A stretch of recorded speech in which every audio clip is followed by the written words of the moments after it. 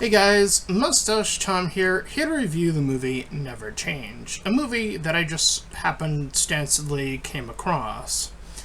And this movie is what I would consider a testament of what not to do when writing a script. So I thought this would be an interesting review to bring up as a sort of double-edged tool to teach any writers out there what not to do in following this plot/plots, both in its subplot and its main plot. Never Change is quite the disaster.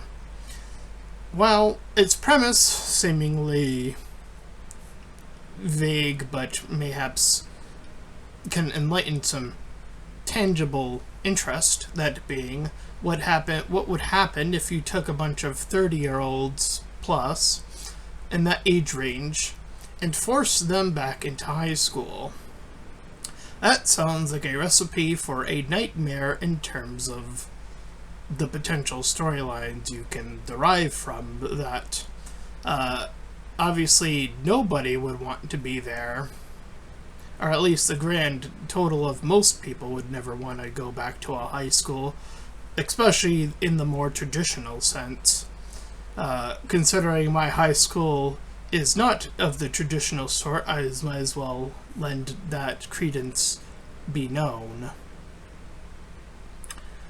At any rate, so with such a premise, we have an array of stories through its characters, one of which revolves around a woman who wishes to be re-recognized.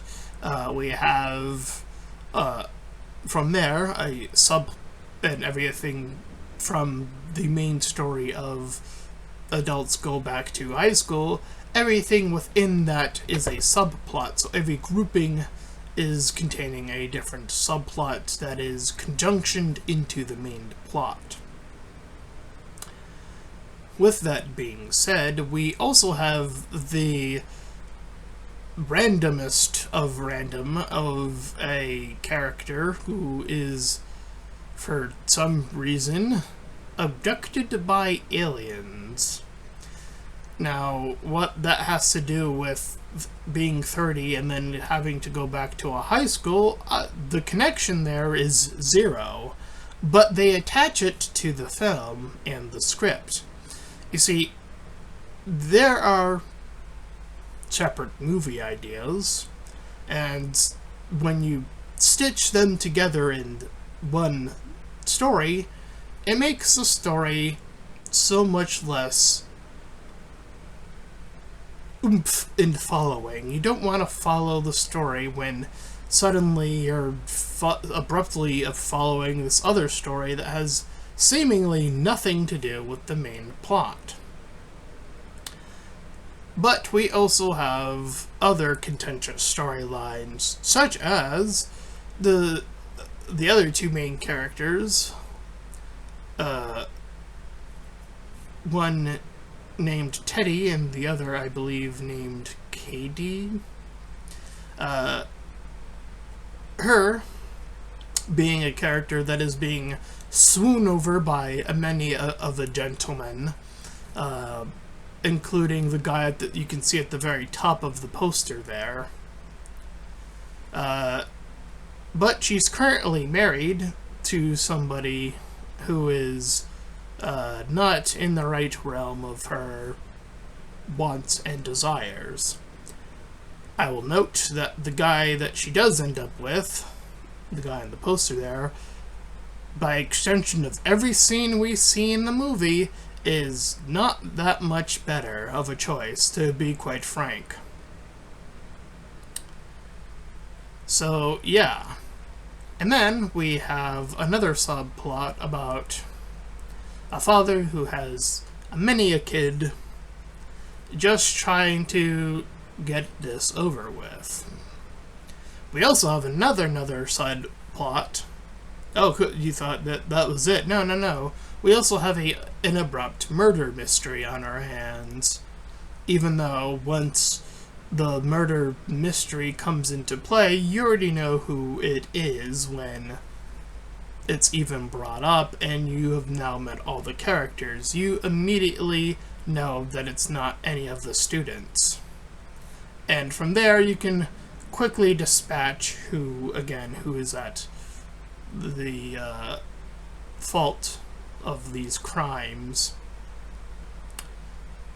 Again, a subplot that feels like it has, again, nothing to do with going back to high school. I'm not sure why a murder mystery is being introduced here as well, but I digress. It is. And because we wanted to make a pedophilia joke without actually making a pedophilia joke, we'll have one of the teachers be obsessed with wanting to have sex with one of the students. But they're all 30 years old, so it's not pedophilia. Hey, look at that. Disney Plus, everybody. Making sure that Disney knows that we can make those jokes too. Surprise, surprise. But I digress in saying that all of these are subplots. And we also have the other guys that are interested in Katie, who I mentioned briefly. They also have a sort of side plot that doesn't really go anywhere. We also have these three characters who play instruments. And they never talk in the entire movie, by the way. None of them do. But they act or behave as though they're distraught that their music is never brought to the forefront. And never is. So that subplot actually just goes nowhere. Glad that I brought that one to the table. So, what are all these side plots? Well, let's dive into the actual story. So, the movie starts off with heavy exposition explaining why this government decided thing is even occurring. Thus, we then, due to, by the way, it's a hurricane that pauses their attempt from graduating these individuals, and thus they are then brought back. I digress. And now we start to follow the students. As I mentioned already, some of them. A guy who is overwhelmed by this alien stuff is one of the earliest. The teachers are upset outside of the one that wants sex. And we also have the three guys interested in Katie. We then also meet Amelia, the one who wants to be noticed. And is indeed noticed by the obsessed guy with aliens. His name is Curtis.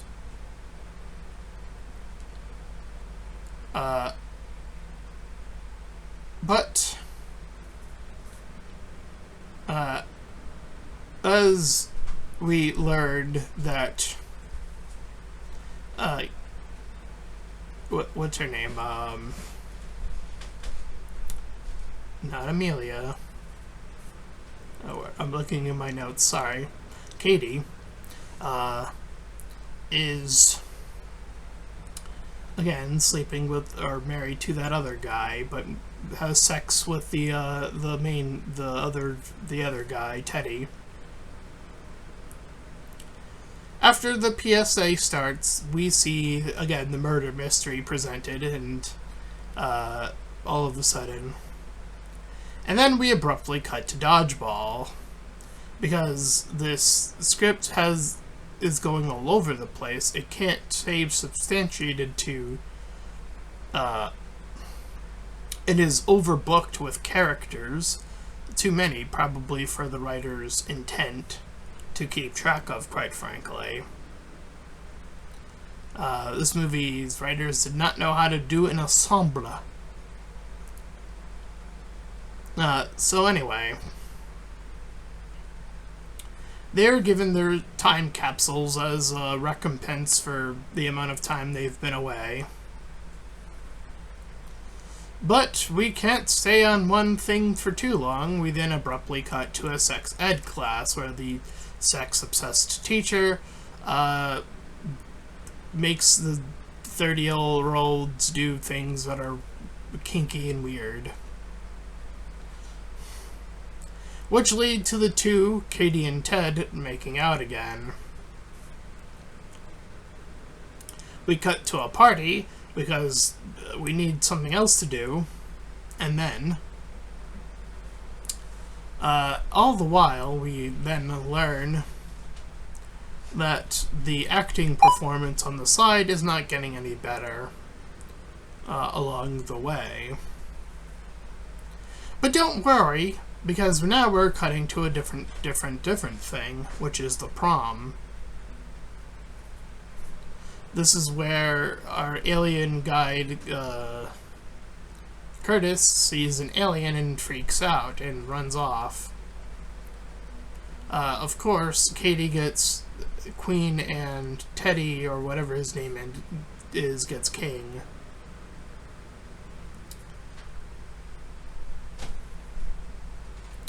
We also get three guys who are trying to throw off the party, but their plans are thwarted, and then they all get electrocuted.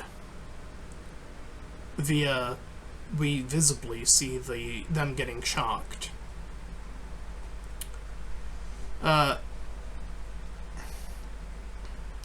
But the prom must end pretty quickly, as we have to learn from more exposition from the main teacher, or the principal rather, that the entire class is actually doing extremely poorly. They're all doing shit. In fact, the only way they can succeed is if they all get 100, all of them. So, yes, get this, even the theme is fucked at this point, because the only way they can succeed is by cheating. But hey, I guess this Disney's like, cheating's cool if you don't get caught. Thanks, Disney. You sure know how to. Oh, sorry, Disney Plus. All right, they get to get away with different things from Disney, I guess. I don't know how that works.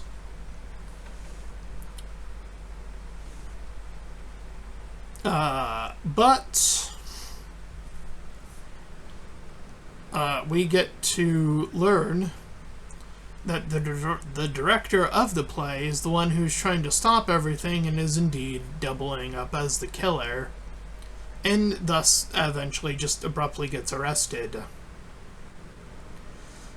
So after the alien guy does some bizarre musical from coming back from by wanting himself to get abducted, getting abducted, killing the aliens that abducted him for whatever the fuck reason, because they thought they could fuck around and find out, but turns out he turned into Matrix Neo and killed them. No, I'm not kidding. All of those things I just stated, all of them happen in this movie. And then he returns and sings a musical number. And from there, we then get one last hookup moment with the two main characters and the other two characters, and that causes one guy's head to blow up in a splatter of blood. And that's how we end Never Change. Comedy. So, if you couldn't tell, this movie is all over the place, and it is clear that they just threw a whole lot of shit together, overwhelmingly so. So, for those writers out there, take heed. Know the limitations of character versus plot and plots, plural. This is a guilty verdict of having way too many characters and way too many subplots, and those subplots also being guilty of having nothing to do with the main plot. So figure out what your main plot is. What is it you're trying to achieve? Let's say you're trying to achieve the very same thing. Adults have to go back to high school. Every subplot should have some connection to school. Let's start there. So let's remove the alien subplot, because that has nothing to do with school. The murder mystery is,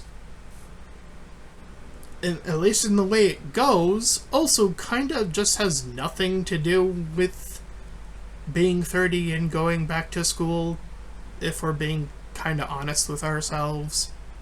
So we could probably ditch that one too. And even the main relationship one, we can probably work with better characters here. Maybe the character of Ted up here can have a progression of sorts, while still having it maintain a level of comedy. And here's something I have noted about at least my personal taste in comedy and where it's strengthened. At least where I find humor to be more stronger. And it's the same core with horror, actually. It's the same tenet. And that's building a strong character first. Make sure that all your characters are laid out with a few faults and a few strengths. Keep, go back to basics, right? Start there. And from the characters being well-rounded, put them in environments or situations that can be comedic, rather than they are just the joke. Because I just think everything just being a punchline is something that has been seeping everywhere in comedy. Even Scary Movie was kind of guilty of that to an extent. They didn't have any characters, or barely any. Or their characters, more so were all of them, were holdovers from, non-existing or barely existing characters from beforehand. And, again, it can tangentially be correlated to, once you've established who these characters are, once you then put them in a situation, the situation can be the setup into the punchline. Whatever that punchline is, it's no longer just the character is the punchline, there's actually a setup and then a punchline, which is generally, and I say a rule, it's a very loose rule in comedy, I'm aware, but still, I do think that makes comedy generally significantly stronger. And I know that there are really cheap ways of comedy, just like there are cheap ways of doing horror, the jump scare being the equivalent here. And, basic bathroom humor is that in comedy. So, at least, color me surprised that there wasn't that, or if any, bathroom humor, so they didn't dive that to shit, is what I'll say. However, just because they didn't do something, that does not excuse the poor performance in writing, despite that. Because there is a lack of comedy. It's just stuff is happening, and then something is happening. And we're thrown into these characters, or more so, as I would just call them, tokens that you're just moving around for things to happen to, rather than something is happening to a well-established character. And again, maybe the environment or something else, or maybe the other character and their quirks and their strengths and weaknesses, and then they're playing off of each other. That's a different way of exchanging that level of comedy, right? You can get the more crazier character and the straight man as a pull from this sort of, these sort of archetypes you can find within comedy, right? Like Amelia is the straight man, or woman in this case. She plays everything flat. And that's okay, because the straight man or woman, that's their job, is to play the world as flat. However, one way of countering that world is introducing a character that is quite eccentric. Now, going as eccentric as creating a subplot dealing with aliens is probably far too out of reach. What in high school could you pull with a character that can bring, like, the class clown, right? That would be the obvious answer, which you would think would be Teddy, but Teddy is getting hooked up with the other lady. Because he kind of plays off like a generic class clown, but more so an asshole rather than a class clown. Like, a class clown, I would say, is somebody who can be quite endearing once you actually get to know them, but maybe they just have weird quirks, or they just sort of joke around because they're bored or something during class. Like, that could be the strength and the weakness of a given character, or something along these lines. Rather than just, oh, he's just flat asshole, and nothing about him changes. And Amelia, I guess she has a character arc, but I don't know she does. I mean, she claims she does, but I don't know if it really fits. I mean, her monologue she's given at the end isn't indicative of something that feels like something that changed, despite her dialogue telling us that it is changed or has changed. She claims that, oh, I felt that I needed attention, and it turned out that I didn't, and that I knew all of you. Like, that's sort of the base premise of her entire speech. And there's something really telling when your monologue is boring. A monologue, if done correctly, should be like, yeah, I felt something, or I learned something, or something has changed about that character that is very, very recognizable. Something about a monologue can't just be words. It has to go beyond just words. Actions have to prove the words meant something, and then those words are the showing that things have changed, without telling us that they have changed, because she tells us things have changed, but we haven't seen things have changed. That's the problem. And it doesn't end there. What's with the weird cheating moral all of a sudden? Why is that the end conclusion? It really just feels a bit weird, all things considered. I mean, like, they're all adults. That's the prompt. And they're all at their dead-end jobs, or maybe they're just, going through quite the cycle of things. And again, you can play off of the nightmare of going back to high school in both a comedic and horror sense. You can do both of those things and push and pull between horror and comedy. I don't think that there's an issue with that. In fact, the script probably could have done with more of it, if anything, rather than lacking of practically everything. outside of just a bunch of subplots that are very thin and or again have nothing to do with the main plot. So writers out there, instead of never change, please change.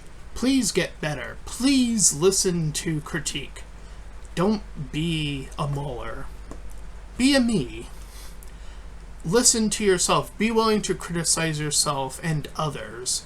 Be willing to look at yourself and go, that wasn't good enough. Let me learn from this.